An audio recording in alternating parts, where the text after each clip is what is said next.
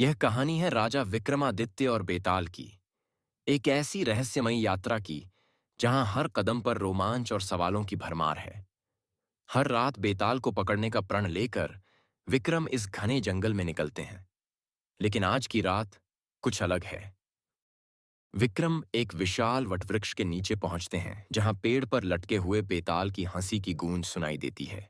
विक्रम पेड़ के पास पहुंचे, तभी उनकी आंखें बेताल पर पड़ीं। बेताल हंसता है, जैसे कोई गूढ़ रहस्य उसके भीतर छुपा हो। विक्रम उसे पकड़ने के लिए हाथ बढ़ाते हैं, तभी बेताल बोलता है, राजा विक्रम, अगर तुम मुझे पकड़कर ले जाना चाहते हो तो पहले मेरी एक कहानी सुननी होगी। और हाँ, कहानी के अंत में मेरा सवाल भी। अगर तुमने सही जवाब दिया तो मैं तुम्हारे साथ चलूंगा। अगर जवाब गलत हुआ तो मैं उड़कर वापस पेड़ पर आ जाऊंगा। बेताल कहानी शुरू करता है। दृश्य बदलकर एक छोटे गांव की झलक मिलती है।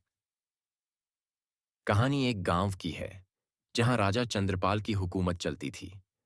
राजा का एक बेटा, युवराज विक्रांत, एक निडर योद्धा और न्यायप्रिय व्यक्ति था। लेकिन एक दिन जंगल में घूमते हुए उसे एक सुंदर युवती दिखाई दी। दोनों की आंखें मिलते ही एक अजीब सा आकर्षण पैदा हुआ। युवती का नाम था रति।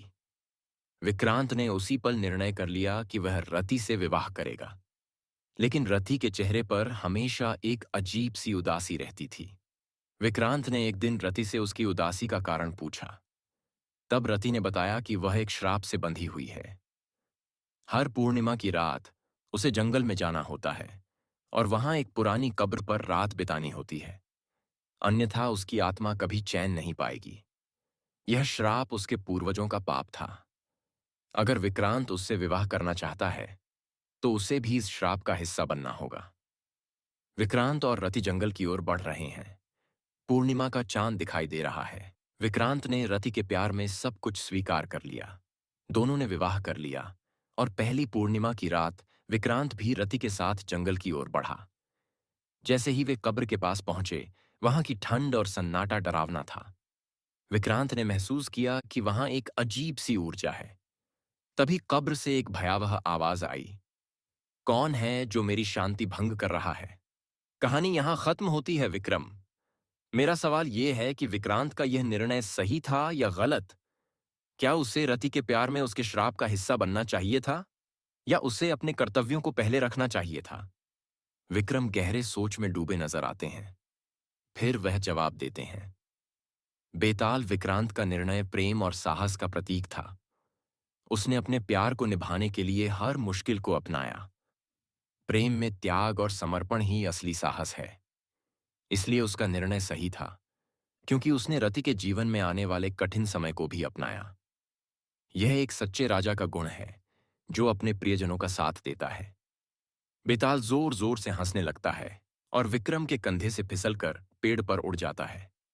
तुमने सही उत्तर दिया विक्रम, परंतु तुम्हारा यह साहस कब तक बना रहेगा, यह देखना बाकी है। अगली बार फिर मिलेंगे एक नई कहानी के साथ। विक्रम का दृढ़ चेहरा दिखता है, जो इस चुनौती को फिर से स्वीकार करता है। इस प्रकार हर रात विक्रम और बेताल की कहानियां यूं ही चलती रहतीं। हर रात एक नया सवाल, एक नया रहस्य और विक्रम की अदम्य बुद्धि का इम्तिहान। इस तरह की रहस्यमयी और रोमांचक कहानियों के लिए चैनल को सब्सक्राइब करना न भूलें।